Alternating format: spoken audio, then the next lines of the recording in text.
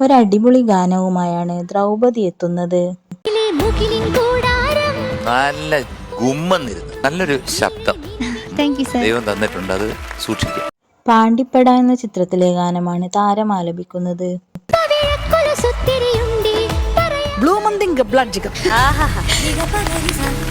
ഒരാനച്ചന്തം മേളച്ചന്തമായിരുന്നു മോളുടെ പെർഫോമൻസ് കേട്ടോ.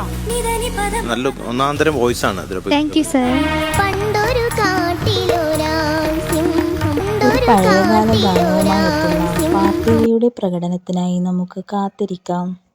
ഈറ്റ എന്ന ചിത്രത്തിലെ ഒരു ഗാനവുമായാണ് താര എത്തുന്നത്. ബ്യൂട്ടിഫുൾ, വാക്കുകളില്ല പറയാൻ.